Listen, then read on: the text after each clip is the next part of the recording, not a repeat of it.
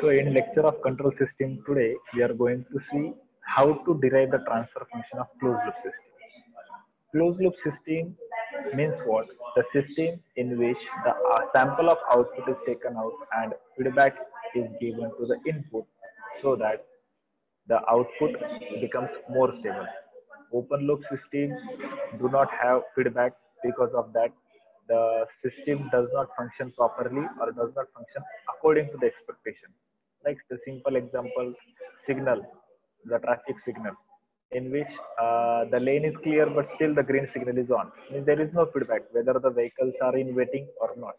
Or sometimes some vehicles are in waiting in the lane but still the signal becomes green to yellow. So there is no feedback. And on the other hand, if you see the AC, automatic AC, in AC, the temperature of room is achieved, then AC turns off for the power saving purpose. If the difference between set temperature and actual temperature is very large, then the cooling effect is very fast. So this is the feedback. Means you are sensing the actual output and then according to that you are making changes in input. So it is feedback chain. Okay, so it becomes closed loop. Loop is getting closed. Output is given back to the input, and input is changed according to that input. Output is generated. So similarly, this is nothing but the loop is getting closed. So that's why it is called as a closed loop system. Now, how to derive the transfer function for analysis of closed loop system, whether it is working correctly or not, in what kind the system will generate the output. Before what we say deriving the system or creating the new system, first of all you have to analyze the output of the system. So that output of the system is analyzed by using the transfer function. So transfer function is basically nothing but the gain of the system. Like we say amplifier has the gain, similarly the control system has the transfer function.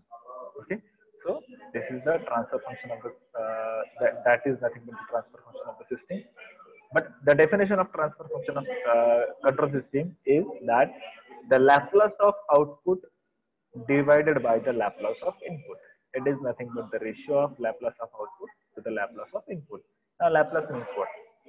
Laplace, Fourier, these are the mathematical calculation theories are there. Okay, so by using which you can calculate the some parameters. So generally, like we say that frequency is measured in time domain. So the analysis in Laplace is made in Laplace domain, that is S domain. Now S is the positive, that is real term as well as imaginary term. It is the combination of real and imaginary term. And Laplace is denoted by S.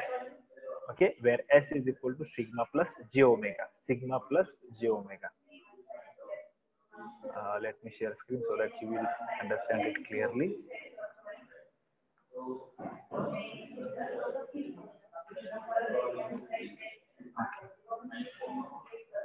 As you can see here,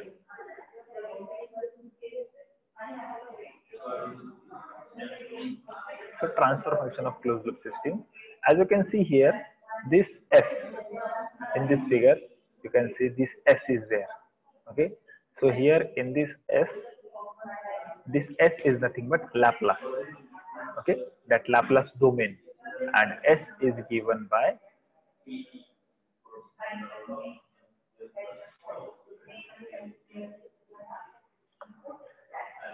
S is equal to sigma plus j omega. Actually, the symbol is different, sigma plus j omega, but for the sake of understanding, I am writing here like this: sigma into S is equal to sigma plus j omega, where sigma is the real term, omega is the imaginary term. Omega, what you know, that is 2 pi f, omega. That omega is, it looks like a W, and sigma is your real term. So Laplace is nothing but Laplace is the it kind of a mathematical calculative theory, and sigma is real part of it, omega is its imaginary part. Okay, so I'll erase it.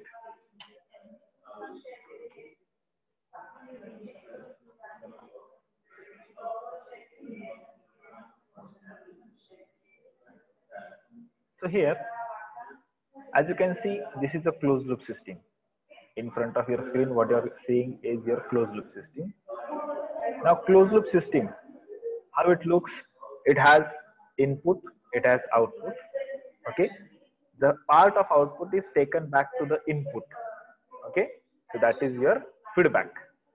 So in closed loop system, there is a forward path and there is a feedback path. So two paths are there. I hope it is clear. तुम्हाला कळतंय काय? पटकन सांगा तुम्हाला. मी जे सांगतो तुम्हाला कळतंय का?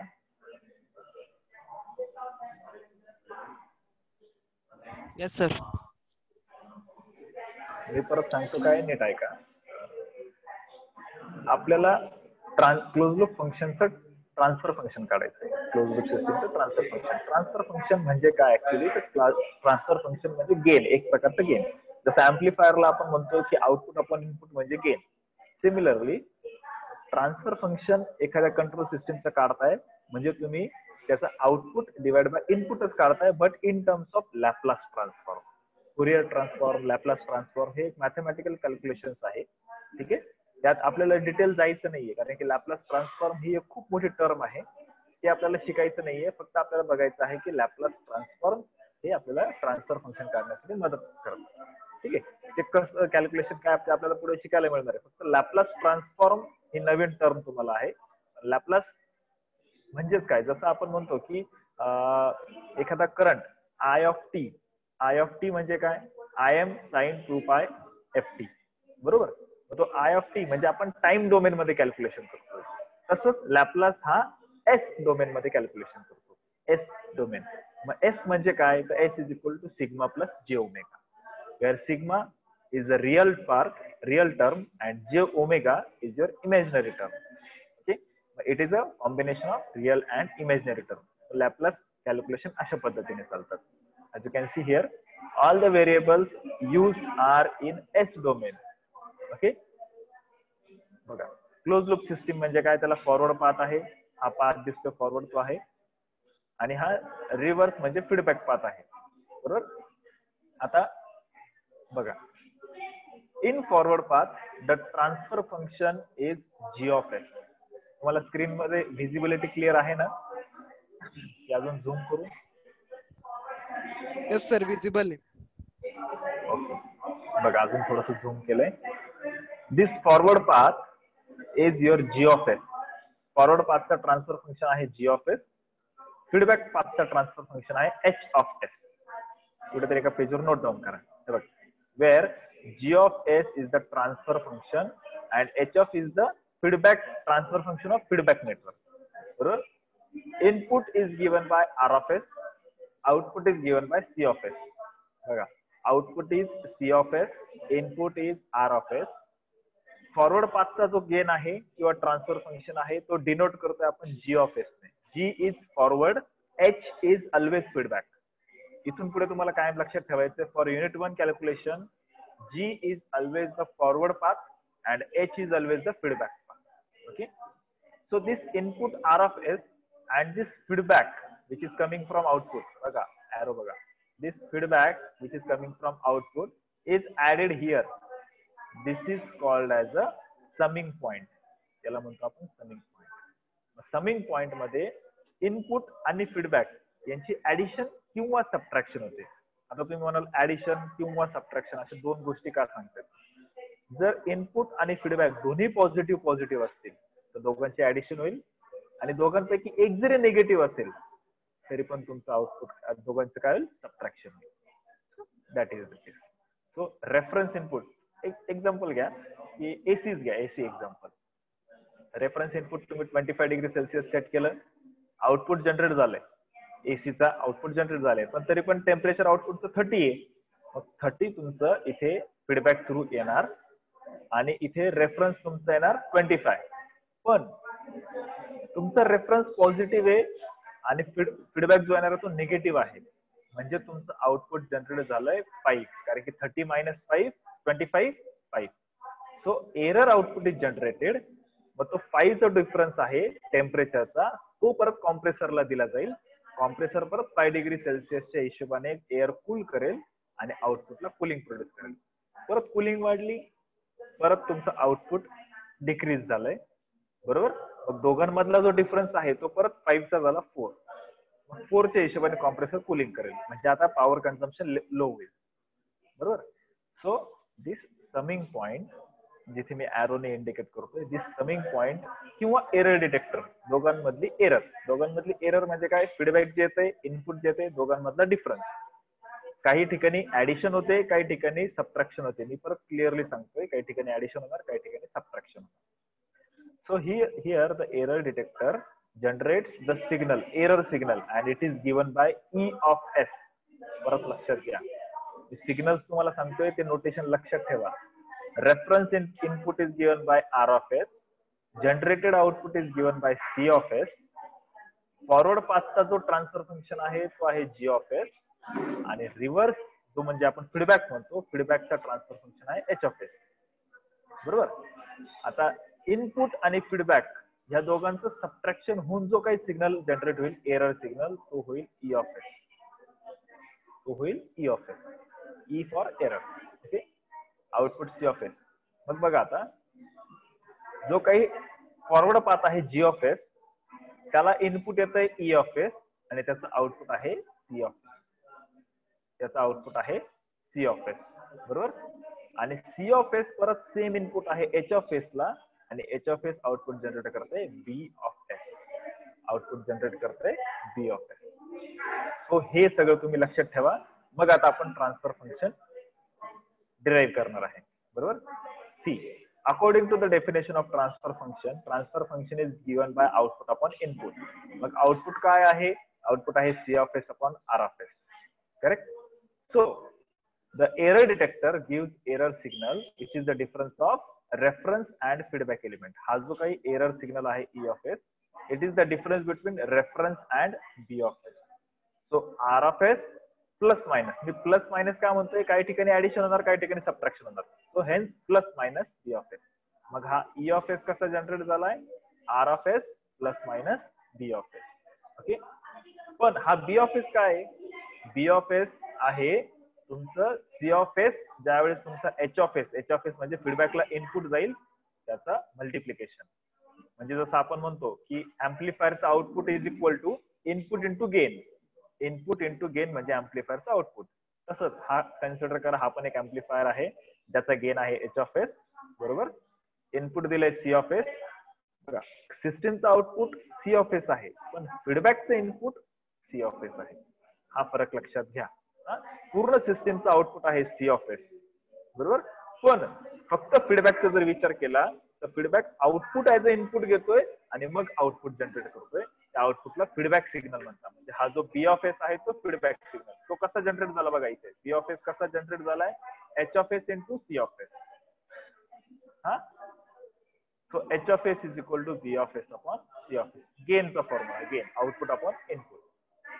सो आता परत बघायचे, C of S is given by E of S into G of S. जसं इथे केलं आपण, B of S काय, H of S into C of S, या दोघांचं multiplication. Similarly C of S is E of S into G of S, बरोबर. So equation 1 आहे E of S is equal to R of S. E म्हणजे error, input आणि feedback सिग्नलचे addition subtraction म्हणजे error. पण हा जो B of S आहे, B of S काय ऍक्च्युली फीडबॅक सिग्नल, जो कशाने दिला जातो, it is denoted by H of S into C of S. It is denoted by H of S. H of S काय, फीडबॅकचा गेन, आणि C of S काय, फीडबॅकला जाणारं input. पण सिस्टीमचं आउटपुट कशाने डिनोट करतो आपण, फॉरवर्ड पाथचा गेन इंटू एरर सिग्नल, बरोबर. इथे फॉरवर्ड पाथ जो आहे, हा फॉरवर्ड पाथ जो तुम्हाला इथे दिसतोय, त्याला इनपुट E of S आहे, म्हणजे E of S into G of S is equal to C of S. तर होपफुली 3 फॉर्म्युले तुमचे क्लिअर झाले असतील, बरोबर. मग बघा आता B of S चा फॉर्म्युला काय होता इथे, हे बघा B of S चा फॉर्म्युला काय आहे, H of S into C of S. H of S into C of S म्हणजे फीडबॅकचा गेन इंटू फीडबॅकचं इनपुट. पण C of S काय, बघा खाली G of S into E of S. मग हेच जे आहे ते आपण ह्या इक्वेशन मध्ये पुट करणार.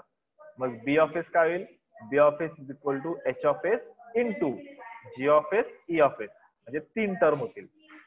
E of s is equal sorry B of s is equal to H of s तुमचा फीडबॅकचा gain into C of s च्या जागी काय ठेवलं आपण G of s into E of s बरोबर. हे जे आहे ते इथे पुट केलंय. मग आता B of s ला नवीन इक्वेशन मिळाली, ती नवीन इक्वेशन या जागेवर पुट करणार, ती नवीन इक्वेशन या जागेवर पुट करणार. ठीक आहे. बघा मग आता पुढे B of s is equal to H of s into G of s into E of s जे आता आपण बघितलंय की आपल्या C of s च्या जागेवर दोन टर्म होत्या, तर दोन टर्म इथे टाकल्या बरोबर. आणि ही जी इक्वेशन आहे B of s ची ती परत पुढे तुमच्या E of s च्या इक्वेशन मध्ये टाकली इथे. बघा हे तीन टर्म इथे आले बरोबर. मग आता आपण काय केलंय, आपण आपल्याला जे ट्रान्सफर फंक्शन पाहिजे ते कुठल्या फॉर्म मध्ये पाहिजे, C of s upon R of s form मध्ये पाहिजे.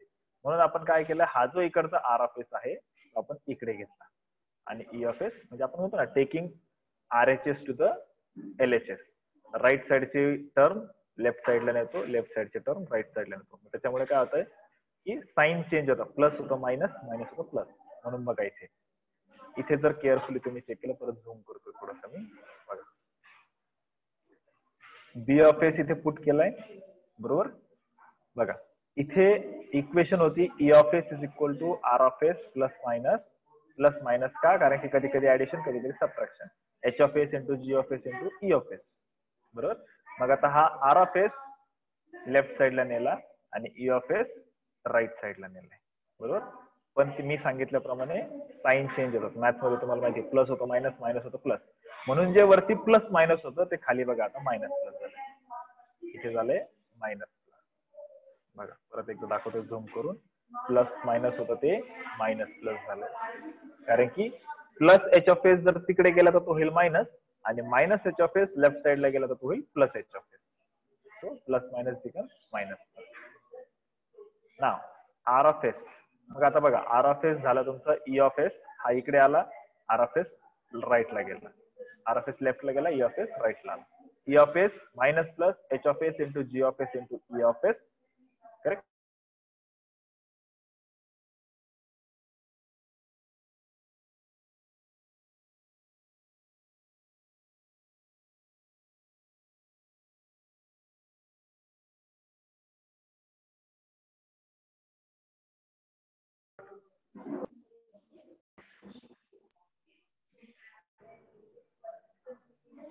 So E of s is common. 1 minus plus H of s into G of s. R of s is equal to E of s. 1 minus plus H of s into G of s. Correct? E of s common काढलाय. मग बघा आता काय केलंय, transfer फंक्शनची definition काय सांगितले, Laplace of output upon Laplace of input, म्हणजेच काय C of s upon R of s. पण R of s आपल्याकडे आहे, मग काय केलं आपण C of s upon R of s is equal to C of s as it is, आणि R of s ची जागी ही पूर्ण टर्म टाकली बरोबर. So C of s upon E of s into 1 minus plus E of s G of s बरोबर. आता काय केलंय बघा, C of s म्हणजे काय, बघा आपण वरती आता सर्च केलं होतं. C of s म्हणजे काय, G of s into E of s. तेच पुट केलं परत एकदा का, कारण की अगोदर पण एकदा पुट केलेलं आहे, आपण परत इथे C of s च्या जागेवर पुट केले G of s into E of s. So C of s is equal to G of s into E of s. ते पुट केलंय, E of s कॅन्सल, कारण की ते न्यूमरेटर मध्ये पण आहे, डिनॉमिनेटर मध्ये पण आहे. So E of s cancel correct. आता रिमेनिंग टर्म काय आहे, C of s upon R of s म्हणजे लॅप transfer function of close loop system is equal to G of s अपॉन 1 मायनस प्लस मायनस नाही, minus plus H of s into G of s. So in this way for a closed loop system, आता हा formula तयार झाला आपला, की एखादी close loop system जर तुम्हाला दिली तर त्या क्लोज लूप सिस्टीम साठी तुमचा हा फॉर्म्युला झाला G of s अपॉन 1 minus plus H of s into G of s. म्हणजे तुम्हाला R of s काय आहे ते माहिती असण्याची गरज नाही, C of s काय आहे माहिती असण्याची गरज नाही, एरर काय आहे ते पण माहित असण्याची गरज नाही, फीडबॅक सिग्नल काय आहे ते पण माहित असण्याची गरज नाही. फक्त फॉरवर्ड आणि रिव्हर्स म्हणजे फॉरवर्ड पाथ आणि फीडबॅक पाथ या दोघांचा गेन जरी माहित असला तरी पण तुम्हाला ट्रान्सफर फंक्शन कॅल्क्युलेट करता येईल. एवढं सिम्प्लिफाईड फॉर्म मध्ये याचा फॉर्म्युला आहे. जी ऑफ एस म्हणजे फॉरवर्ड पाथचा gain divide by 1 minus plus feedback पाथचा गेन गुणिले फॉरवर्ड पाथचा gain. Correct. So this is the formula for close loop system. अशा पद्धतीने आपण तो डिराईव्ह केला. काही डाऊट्स आहे याच्यामध्ये? परत एकदा विचारतो.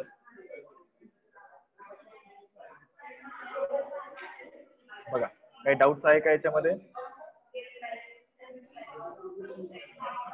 आपण परत रिजॉईन करतोय. कारण पुढे अजून शिकवायचं बाकी. डाऊट्स आहे का विचारा. No sir. No sir. Ramesh, Dhanashree, Bhagwan, Abhijit. No sir.